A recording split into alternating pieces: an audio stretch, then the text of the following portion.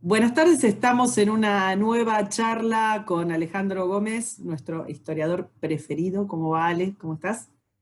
Hola Karina, buenas tardes, gracias. Bueno, vamos a charlar sobre el nacimiento de los Estados Unidos, el periodo de su independencia y lo que más nos interesa, que son las causas filosóficas que llevaron a la independencia de los Estados Unidos. Así que larguemos. Ale, lo primero que te pregunto, ¿por qué se independizan las 13 colonias? La cuestión esta surge hacia mediados del siglo XVIII, allá pues.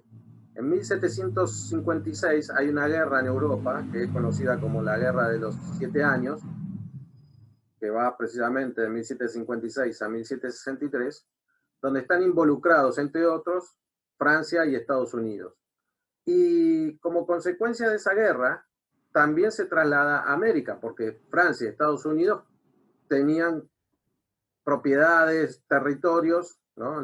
Canadá, la Luisiana, estaban los franceses, y en las colonias de la costa este estaban los ingleses. Entonces, parte de esa lucha se traslada, y al terminar la guerra, que triunfan los ingleses, empieza toda una serie de cambios, de modificaciones, que hacen que los colonos sientan la presión del gobierno británico como no la habían sentido antes. Es decir, colonos que están hace casi 150 años en el territorio, si bien existían leyes y controles, por lo general eran todos muy laxos, porque estas colonias eran marginales para Inglaterra, Claro. no generaban riqueza, la riqueza que generaban las islas del Caribe y la riqueza que generaban, ¿no?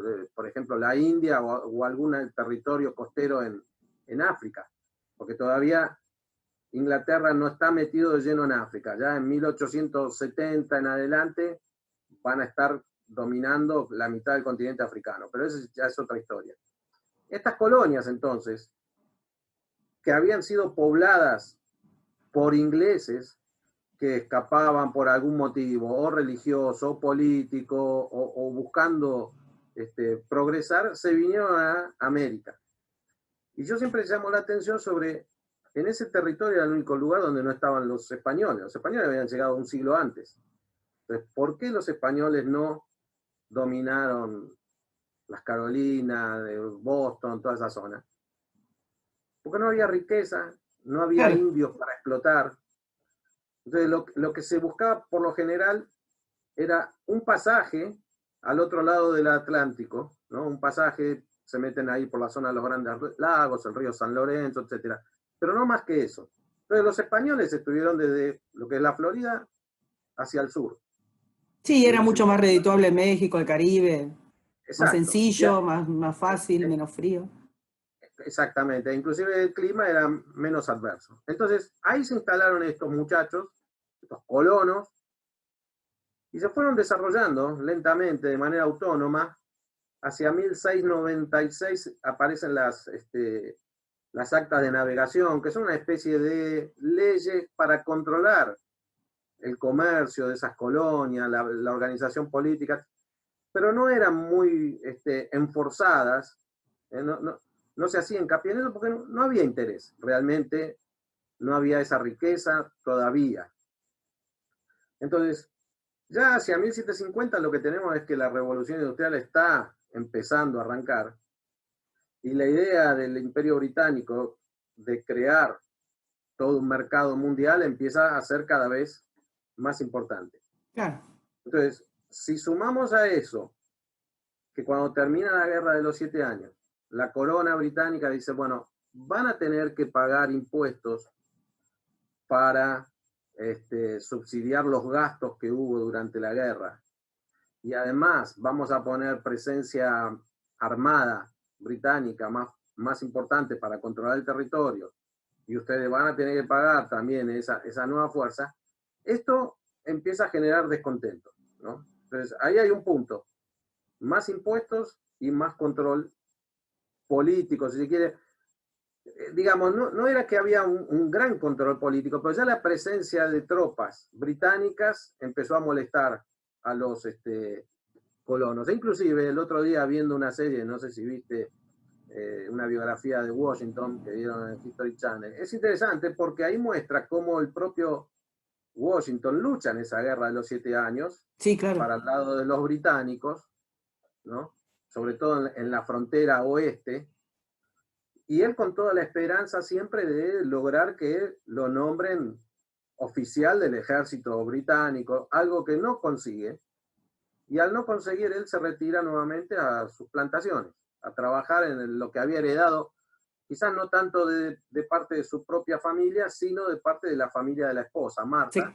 Se casa bien, es como decía, esa cosa, viste, antigua, se casó bien Washington. Exactamente, sí, digamos, se casó bien, volvió a trabajar a sus plantaciones y se retiró prácticamente de esta vida política. Y esas cosas que también tiene el destino. O sea, ¿qué hubiera pasado si le hubieran dado a él el ascenso que pretendía, si hubiese ido a vivir a Inglaterra, o si se hubiese quedado en las colonias, pero del lado del ejército real? ¿Sí? La cuestión es que este hombre, cuando se van a dar muchos acontecimientos que ahora mencionamos, termina siendo el líder militar de la independencia de los Estados Unidos. Pero asociado con esto, hay otro tema que por lo general no se tiene muy en cuenta. Bueno, yo diría que por lo general acá en la Argentina la independencia de Estados Unidos no se enseña. No se trata la independencia. No, es algo que nunca sucedió, más o menos, o dicen, bueno, aparecieron estos y tal, pero en los colegios no se enseña, y en la universidad donde se estudia historia, digamos, en las carreras donde hay historia, pocas veces se habla de esto. Sí, como hemos mencionado en otro video, se habla mucho de la Revolución Francesa. Pero hay otro tema interesante que por lo general no se tiene muy presente, pero que es clave en la independencia de Estados Unidos, que es que también al terminar esta guerra de los 7 años, la corona establece lo que se llama una línea de demarcación, ¿no? En 1763, donde dicen, desde acá hacia el oeste no se puede avanzar sin autorización del rey. El rey en aquel momento era Jorge III. Entonces, esto genera también un fuerte rechazo de muchos colonos que estaban esperando, bueno, ahora que terminó la guerra y que sacamos la amenaza francesa, nosotros Podemos vamos avanzar a avanzar, claro, en la conquista de tierra. territorio y ponernos a trabajar en ese territorio, porque una de las promesas con las que venían muchos colonos a América Británica era hacerse de tierras. Se le garantizaba una determinada cantidad de tierras para poder trabajar, ¿no? Y esa es otra, entonces ahí está otra de las cuestiones muy interesantes que hay. Es un acuerdo que llega Jorge III con las tribus indígenas, que no se entiende bien más allá de la idea de evitar problemas, de que no le sacuda mucho el avispero, que no le compliquen la vida, y parte también de la desconexión enorme que tenía la corona con las 13 colonias, la desconexión respecto de sus intereses y demás, ¿no? Eso también te demuestra, o sea, si bien los dejaron tranquilos para que se desarrollen, también es cierto que no entendían bien qué es lo que había ahí, cuáles eran sus intereses. Yo creo que ese es el punto clave de todo, ¿no? Lo que acaba de señalar. Yo lo había anotado acá en mi borrador, ¿no? Es Ay, decir, perdón. no, bueno, pero es el punto clave, que es de lo que yo voy leyendo, ¿no? Obviamente. Que ellos nunca no entienden a las colonias, ¿no? Y yo cuando iba repasando para la charla de hoy decía, bueno, es en el fondo también lo mismo que pasa a muchos políticos, ¿no? Es decir, Exacto. no entienden de qué va la cosa, o sea, ¿no? Como empiezan, quizás algunos, no sé, los punteros barriales y eso, ¿viste? Pero empiezan, pero una vez que vos subiste, ya se desconectan, pasan a otra esfera, ¿no?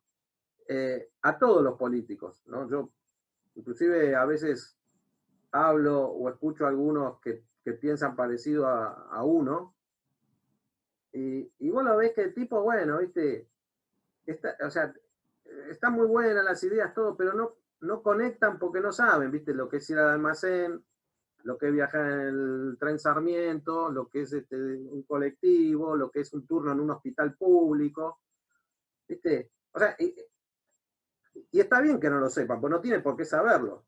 Pero si te vas a meter a la política y a tomar decisiones sobre esas cosas, entonces sí deberías tenerlo o rodearte con alguien que sí tiene ese tema, ¿no? Claro. Y a la corona británica le pasaba que no terminaban de entender por qué estos colonos se van a poner tan insistentes con algunos puntos, ¿no? Y esta es la cuestión esencial, es decir, acá hay una desconexión entre lo que la corona británica piensa y cómo ve a sus colonias y lo que pasa con esta gente. Y un punto central también es que estas colonias son excepcionales con respecto a, creo yo, a casi cualquier colonia en el mundo, y en cualquier momento. Porque no es la típica colonia que va al gobierno, establece un control, saca una renta, controla que las libertades, etcétera, no, sino que la renta que saca de ahí es marginal. Cuando vos ves los debates que hay por los impuestos que se están cobrando, son marginales, no generan nada a la corona británica. O sea, podrían no haber hecho nada de todo lo que hicieron y Estados Unidos, nunca sabemos lo que hubiera sido, pero seguiría siendo colonia eventualmente. Sí, de hecho le salía posiblemente más caro el sistema, digamos, mantener la estructura burocrática de salarios y demás, para a tanta distancia estar cobrando impuestos y controlarlos y tenerlos a tiro. Tal cual. Pero, digamos, esto tiene que ver con el desconocimiento, ¿no? que había de qué pensaban estas personas. Y también se da otra cosa interesante, que es que en un momento donde las ideas de mayor libertad, de mayores derechos, empiezan a tomar envión, empiezan a tomar impulso, los británicos quieren poner más controles a sus colonias, ¿no? A estos colonos. ¿Sí? A estos colonos, yo le digo especiales, por la circunstancia en la que estaban, por cómo se manejaban, por las ideas que tenían, por cómo ellos habían tenido que generar la riqueza incipiente que estaban teniendo, porque tampoco es que esas colonias se veía claramente que iba a ser Estados Unidos. O sea, no estaba eso en la mente de nadie. Pero los colonos británicos tenían que trabajar para subsistir, porque estaba medio ahí este eslogan que es, el que no trabaja no come. Exacto, Porque sí. no hay indios para explotar.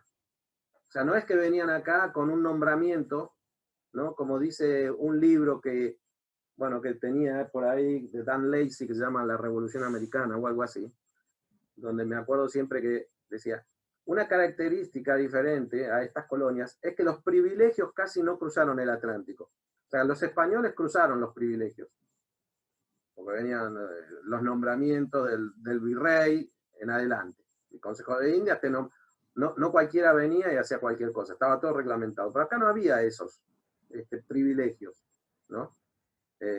Salvo contadas excepciones. Entonces, todo esto hace que en la medida que empiezan los nuevos impuestos, los nuevos controles, etc., empieza la reacción de estas colonias. Entonces, estamos entre 1763, que se pone el impuesto al azúcar, el impuesto al té, el impuesto a los sellados, que era algo muy marginal. Era Cuando marginal y a la vez el impuesto al timbre, a la vez abarcaba toda la cuestión productiva, todo el tejido productivo. O sea, cualquiera que tuviera un negocio tenía que pagar el impuesto al timbre. cualquiera, un negocio, te casabas, cualquier papel O que sea, exacto. circulaba tenía que tener un impuesto. E inclusive, ahí leía que uno de los problemas fue que ese impuesto recaía sobre los periódicos. O sea, con lo cual se ganaban al enemigo que no se tenían que ganar, que era el que generaba ideas, debates, noticias, etc., ¿no?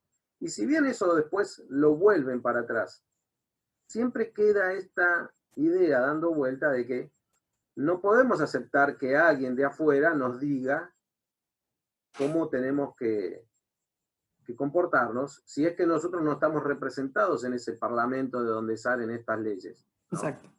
Esto estaba presente. O sea, cómo estas colonias nos van a decir a nosotros, ¿no?, el imperio, lo que tenemos que hacer o lo que tenemos que dejar de hacer.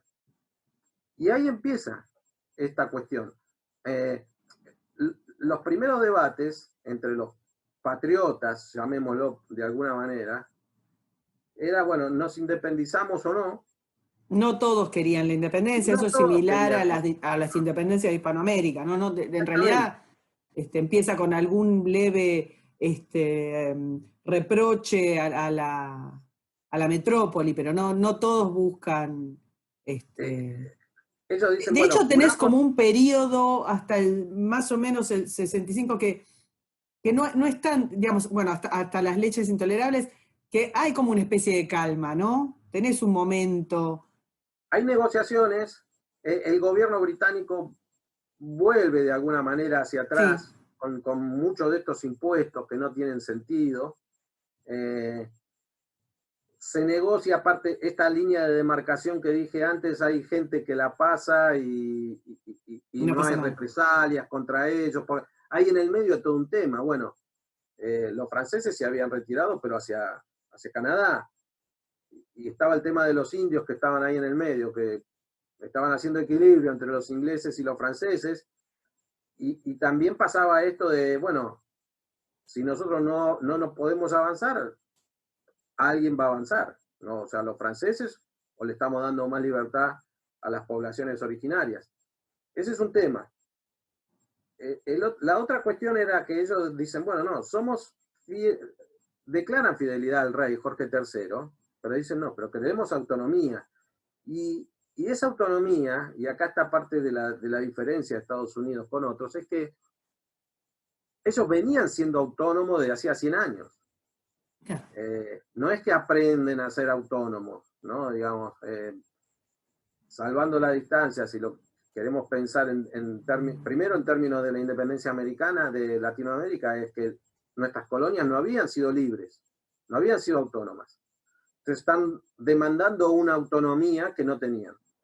Y estos están demandando una autonomía que tenían, o sea, preservar Sí, esa sí, el autonomía. statu quo, o sea, Ahora, el punto, quizás luego de esos, digamos, del 65, 66 al 70, más o menos la cosa está tranquila, pero el problema va a estallar en Boston con el tema del té, ¿no? El impuesto al té. Y más que el impuesto al té, el monopolio que se le otorga a la compañía de las Indias Occidentales para comerciar el té a América. Y el tema del té es interesante porque uno dice, bueno, tanto lío por el té. Bueno, primero era una bebida tradicional de los ingleses, y estos eran ingleses, porque ahí está el otro tema, es decir, nosotros somos ingleses, no somos los colonos indios de la India, que vamos, los conquistamos y bueno, los tipos habían nacido ahí. No, estos habían nacido en Inglaterra, se habían trasladado a América, está bien, sus descendientes son nacidos en América, pero son ingleses. sí, Entonces, no renegaban de ser súbditos del rey, pero sí no. renegaban del parlamento, porque si digamos, porque no estaban representados, y en tanto no estuvieran representados, no querían pagar impuestos que ellos no hubieran acordado. Ahora, ¿qué es lo interesante de esto del té? Que lo acabo de leer, yo nunca había escuchado esta cuestión, que es que el agua no era agua potable, no había mucha cantidad de agua potable disponible en todos lados. Entonces, la manera saludable de tomar agua era hirviéndola y se tomaba con el té, Exacto. ¿no? Entonces, no solo estaban cobrándole más caro, sino que era una bebida esencial para la gente, ¿no? Entonces acá se empiezan a juntar varias cosas, inclusive intereses particulares de algunos patriotas, que eran algunos de los principales contrabandistas de té. Entonces, si se empieza a poner más control al té, porque vos fíjate lo que pasó, es interesante esto. El precio del té va a bajar, porque ¿qué pasaba? El té venía de las colonias, iba a Inglaterra, en Inglaterra se cobraban impuestos y de ahí salían para América. Y entonces llegaban a un precio exorbitante. Se bajó el impuesto en Inglaterra para el té que se exportaba hacia América, pero se estableció el monopolio de una compañía. Y entonces eso también tocó intereses de patriotas que decían, bueno, si ahora el té va a estar más barato, mi negocio del contrabando no va a ser tan bueno, ¿no? Bueno, Porque en la de política... hecho, el motín del té tiene que ver con que si bien ellos ya habían hecho como un boicot a la compañía de Indias, tenían miedo de que la gente comúnmente, porque les había bajado el precio, lo compraran lo mismo. Por eso hacen Por la eso. famosa, el famoso evento, digamos, de tirar Eh, todo. entonces, entonces, ¿por qué es importante esto? Porque cuando tiran el cargamento de 2 naves o 3 a la bahía de Boston, la reacción del gobierno británico es, bueno, si no hacemos nada, le estamos diciendo sigan. Y entonces tuvieron que reaccionar cerrando el puerto, mandando más tropas a Boston. Muchos de los líderes entonces huyen hacia Filadelfia, ahí se reúnen nuevamente y ahí empiezan los movimientos para llevar adelante la independencia, porque ahí ya está claro que no había posibilidad de negociar algo, porque ya aparte se llevaban 10 años, ya ahora estamos en 1774, ¿no? Claro, Entonces estamos claro. 10 años, ya había ido Franklin y otros a hablar al Parlamento británico Es muy y ninguneado Franklin en el Parlamento, bueno, es maltratado es lo que dijimos al enormemente. principio, Sí, sí. porque decir, ustedes son colonos, acá hay un parlamento, acá hay un rey, esto es lo que se decidió. Y, y Franklin era muy conocido en América, era conocido en Europa, pero no, porque además venía la otra cuestión atrás de todo esto, que si a estos colonos finalmente se les da lo que piden, bueno, el imperio colonial colapsa porque van a venir desde otras colonias a argumentar lo mismo. El efecto cascada, por supuesto. Bueno, y entonces para hacer corta una historia larga, y yo ahí voy al 4 de julio donde se declara la independencia, ¿no? Finalmente se reúnen ahí en Filadelfia y ahí sí empiezan las guerras, que también es interesante ver. Bueno, Te quiero interrumpir un sí, segundo. Digamos, del pequeño incidente que es en realidad el motín de Té, porque no es una cosa gigante, pero surge todo el grupo de las leyes intolerables, que son una desflexibilización, digamos, que hace sí, la corona, que avanza sobre algo que hace que los más radicalizados, que eran los que habían estado petardeando durante el tiempo que el resto de los colonos, digamos, moderados, no querían hacer mucho lío, las intolerables permiten que los soldados puedan ingresar y hacerse de las casas de los colonos en tiempos de guerra, les pone más patrulla, más patrullaje a su vida cotidiana, digamos. Es una mojada de oreja que francamente no había manera, digamos, de que los moderados pudieran abstenerse de reaccionar. sí, Y me sigue pareciendo genial la forma de que antes de entrar en guerra, antes de entrar en combate, deciden declararse independientes. O sea, los tipos no quieren ser rebeldes, los tipos quieren estar institucionalizados. A mí me parece tan impresionante el hecho de que declararan la independencia antes de entrar en conflicto, para estar ellos como cubiertos de una manera jurídica, ¿no? sí.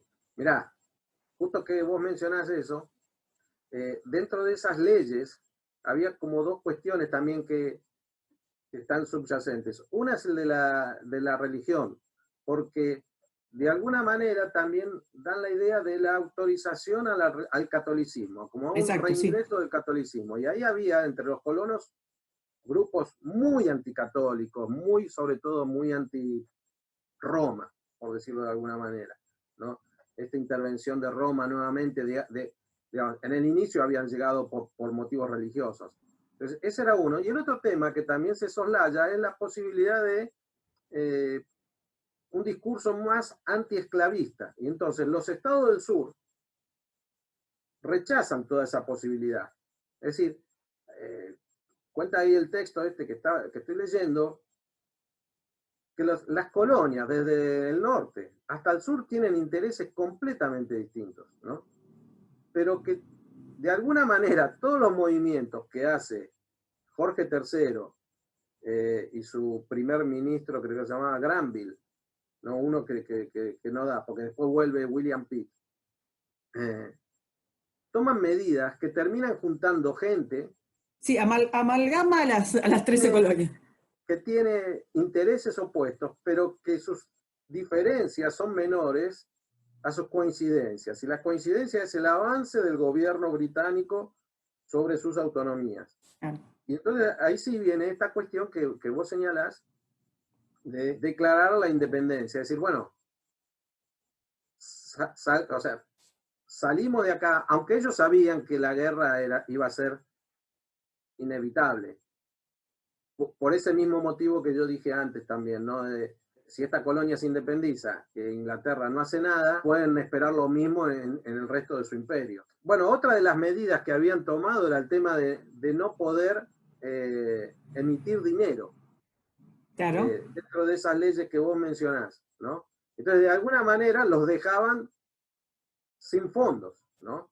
Y porque aparte, cuando viene esa ley, la gente lo que hace es atesorar lo más posible. Sale de circulación la moneda, ¿y qué iba a pasar eventualmente? Y ellos sabían que eso no era bueno, iba a haber inflación. Los patriotas, ¿de dónde sacaron estas ideas, no? Hay 2 o 3 o 4 pensadores fundamentales, ¿no? Uno es John Locke. Locke, sin duda. Pero también abreva mucho a las ideas de la Ilustración.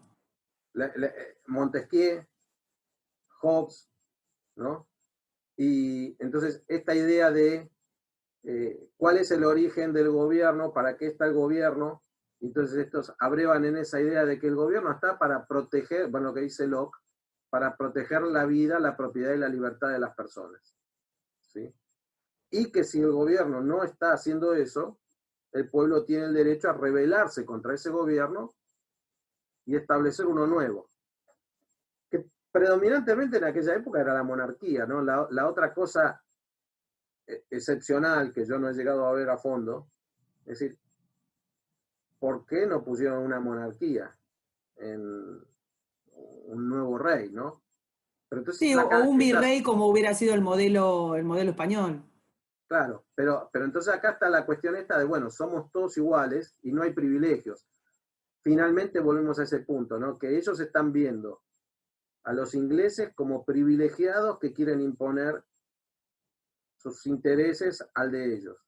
Y si nosotros estamos haciendo esta guerra es para que no haya privilegios, ¿no? Que el gobierno es necesario para proteger, o sea, primero coincide entonces que el gobierno es necesario. Y el gobierno es necesario para proteger nuestra vida, ¿no? Ahí John Locke dice, primero la vida, y de la vida tiene que haber libertad. Porque si no tengo libertad, entonces no es mi vida. Y de esa vida con libertad yo empiezo a generar los recursos. Esa es mi propiedad. Lo que yo genero a través de mi trabajo o del trabajo de otros que me regalan su trabajo. Pueden ser los padres que heredan ceden la herencia a los hijos, sí. o un amigo que te regala la casa, no sé, lo que sea. Es decir, esa es mi propiedad. ¿De dónde viene? Del trabajo, de la capacidad que tiene cada uno, de su esfuerzo, de la suerte que le toque, pero no de un privilegio, no porque yo nací de tal familia, tengo esta propiedad, tengo derecho a esta propiedad y el que nació de otra no. Claro. Ale, una cosa que te quería decir, sí. Un detalle cuando estábamos hablando del timbre y del impuesto al timbre y de cómo influía en el mundo de las ideas, que vos hablabas, por ejemplo, de los periódicos. Paine creo que en el 76 edita Common Sense y es un blockbuster. Es impresionante la forma en la que se vende, por eso es importante hacer hincapié en que estamos hablando de una sociedad ilustrada, de una sociedad que consumía muchos libros, consumía muchos periódicos, era una sociedad politizada. El rol de las vanguardias intelectuales que vos estás nombrando no era marginal, no era que era gente que no estaba alfabetizada o que no consumía. Es importante hoy en día y es importante para entender de qué manera calaron las ideas de la libertad, y las ideas de la Ilustración y las ideas de la libertad en esos colonos, ¿no? Sí, sí es cierto que comparativamente con otros lugares, en las colonias americanas había más gente alfabetizada. Pero siempre son los hijos de los colonos ingleses que trabajan, que crean sus escuelas, que la mayoría son escuelas obviamente parroquiales, dependientes de comunidad religiosa, pero tampoco es que todo el mundo está alfabetizado ni están discutiendo estas cuestiones, ¿no?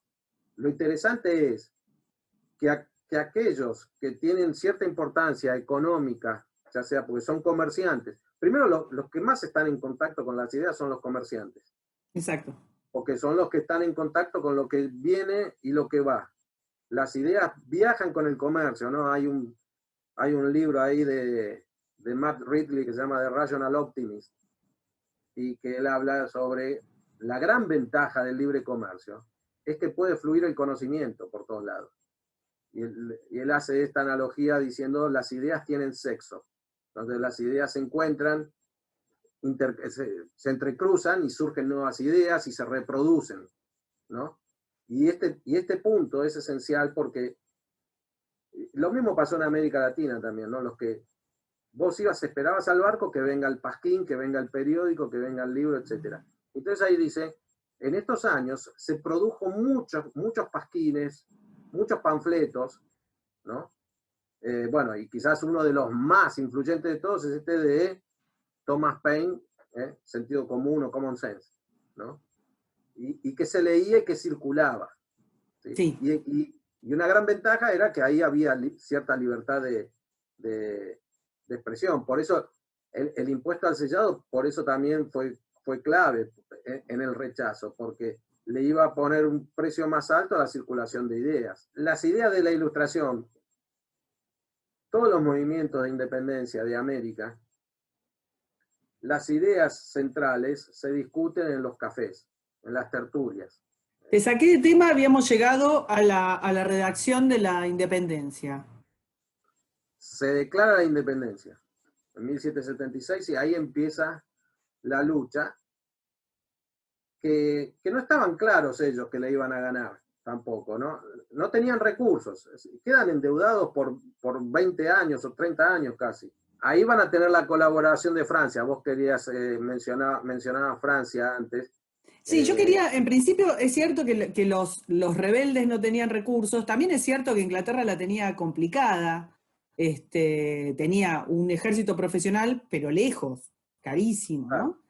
Y ahí está la genialidad de Washington de hacer lo que llamaríamos una guerra de guerrillas. Son pocas las batallas que tienen, campo abierto. En general eran batallas de desgaste, pequeñas escaramuzas, en las cuales Inglaterra tenía como guerras pírricas, porque ganaban, pero se desgastaban mucho, llegaban muy cansados, perdían mucha gente. Perdían, finalmente, aún ganando, estaban en un territorio hostil. Sí. Digamos, no lograban hacer pie con eso.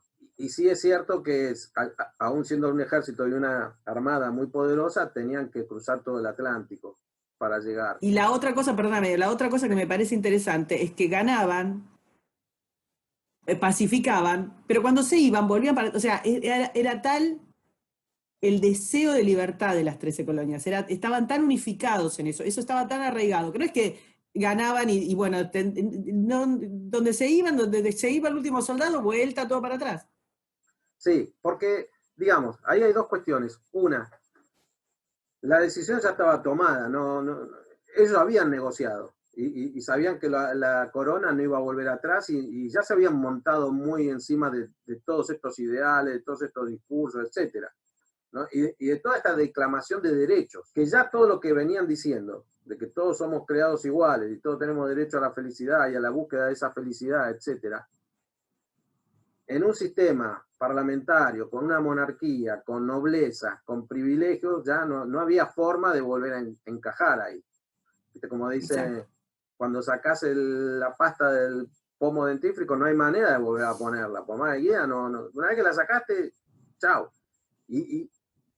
Una vez que ellos cruzaron esa línea, ese era un punto. No estaban Estaban armados. los tipos estos, los Minutemen, Sí, que precisamente, porque no, o sea, las 13 colonias no tenían un ejército no. preparado. Entonces tenían los tipos que estaban haciendo yo, lo suyo, Sí, no sí, sé, si criaban, si tenían una plantación, qué sé yo, y a la vez, como tenían estas pequeñas escaramuzas, porque hasta Saratoga, digamos, son pequeñas escaramuzas, y de pronto, bueno, vamos a la guerra y agarraban el fusil y salían. salía, claro, Eh, tenía que estar así, al minuto Va muy en preparado. línea con lo que decís vos. Pensá que estés haciendo tu laburo y estés a la vez con la cabeza preparada de que si viene un combate, estás haciendo tu laburo, salís, a los 2 minutos ya estás preparado como para Porque, disparar. hombre, Yo sé los que soy yo americanos, la que te lleva a las batallas, pero para volver al apoyo francés, es la enorme victoria de Saratoga, en la que, si bien Francia ya había enviado ayuda, en la que los primos Borbones de Francia y de España dicen, bueno, está bien, capaz que ganan, capaz que sí, que estos tipos se quedan al final con la independencia, ¿no? bueno, ahí nos metemos en otra cuestión, ¿no? Que es, eh, América siempre es como el patio trasero de Europa, ¿viste? O sea, ellos pagan 100 millones por 2 metros cuadrados en Europa y 100.000 por 50.000 kilómetros cuadrados en América. No, más allá de que nosotros vivimos en América y nos pensamos que toda la historia de la humanidad pasa por dominar América, no es así. Entonces, los Borbones, la familia Borbón que estaba en España y estaba en Francia, ven en una oportunidad de que si se independizan estos, es una debilidad de nuestro enemigo Inglaterra, ¿no? Se habían quedado, para decirlo en lenguaje de cancha, se habían quedado calentitos. Sobre todo los franceses, ¿no? Sobre todo los franceses, porque fueron los franceses los que lucharon con Inglaterra en la Guerra de los 7 años. Y se habían quedado con las ganas. Veía también, o bueno, ahí se ve la participación de Lafayette en la Guerra de la Independencia, y uno siempre está pensando, bueno, Lafayette, o sea, cuando viene a luchar y está ahí, cuando se lo introducen a Washington, se lo presentan a Washington, tenía 20 años, Ah, mirá, Lafayette. era nada, un ¿Viste? bebé.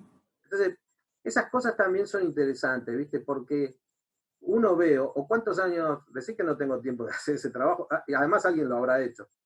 ¿Cuántos años tenía este cuando escribió este libro? ¿Cuántos tenía años cuando este hizo esta batalla?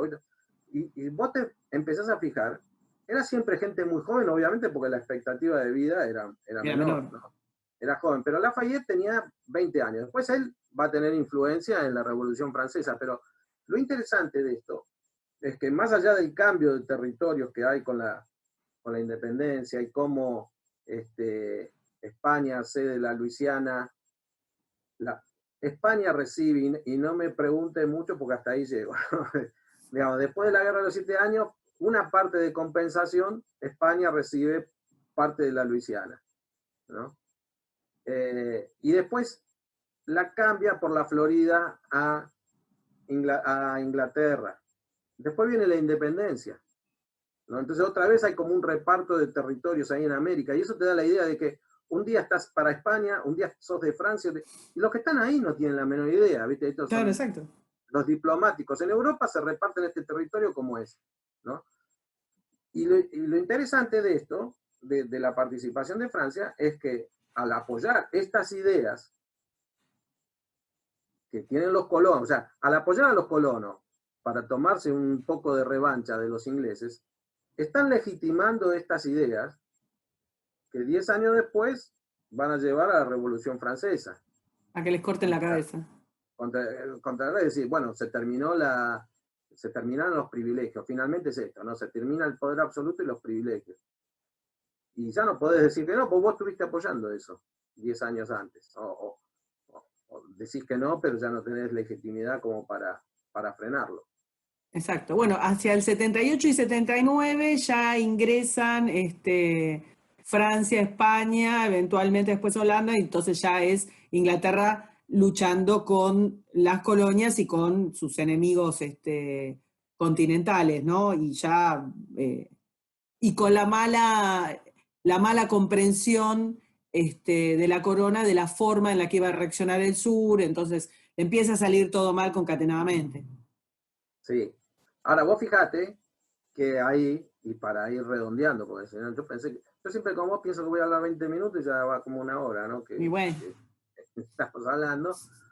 Vos fijate que rápidamente hacen el Tratado de Paz en París. A mí, la guerra termina en el 82 y el tratado, si no me equivoco, es en el 83. En París. Exacto.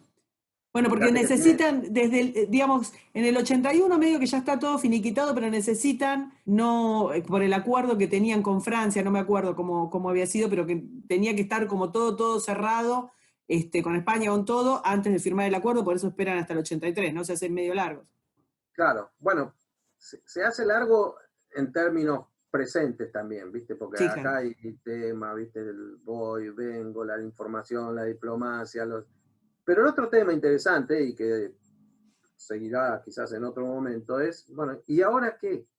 Porque finalmente nos independizamos y ahí ellos van a estar como 6 años, ¿no? Son muchísimo más prácticos que nosotros, porque nosotros declaramos la independencia, ¿no? Siempre está el debate, si en 1800, o sea, la declaración es en 1816, pero de hecho en 1810, pero ponle en 1816 si querés. Hasta que tenés la constitución, que es aceptada por todo el país, tenés que ir hasta 1862. Entonces, 50 años tardamos nosotros en resolver un tema que los norteamericanos les llevó 6 años, suponete. En 1782 están los artículos de la conferencia. No se ponen de acuerdo. Como eran tan autónomos. Exacto. Bueno, ese es otro tema fenomenal para charlar después, ¿no? Que podrían haber sido distintos, de hecho eran distintos estados, eran muy autónomos. Entonces ahí da para pensar, ¿no? Eran Sí, autónomos, tienen un poder ejecutivo colegiado que no tiene casi funciones, no puede armar ejército, no puede. Está todo ese tema después, detrás, que es esto de que se discute hoy todavía y que creo que alguna vez lo hablamos, esto de portar armas, de defenderse uno, de no armar mucho al gobierno para que no me pueda violar mi intimidad, mi propiedad, mi libertad, ¿no? Algo que finalmente eso obviamente cambia porque Estados Unidos tiene el ejército más poderoso del mundo. Pero en esos primeros años, estos tipos estaban tan claros en eso que no lograban ponerse de acuerdo. Pero por otro lado veían, bueno, este gobierno así no funciona. Esto así no funciona. Entonces, se vuelve a convocar a una convención constituyente, ahí se sanciona la constitución finalmente en 1787.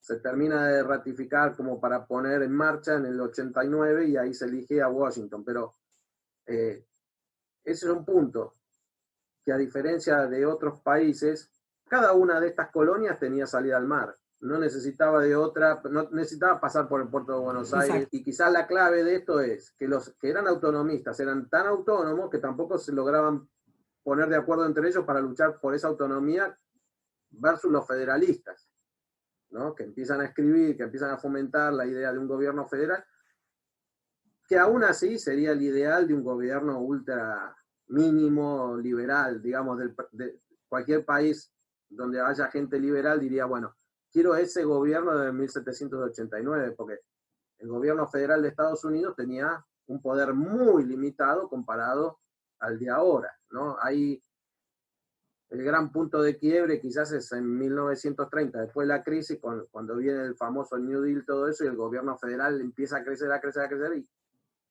y no para de crecer hasta el día de hoy. Entonces controla casi todo. Exacto. Bueno, Ale, nos queda, porque ahora tenemos un grupo de colonias que lograron, un grupo de colonias que lograron su independencia y que se conforman como Estados Unidos. No tan unidos, pocos años después, volvemos a los problemas, que nos queda para la próxima.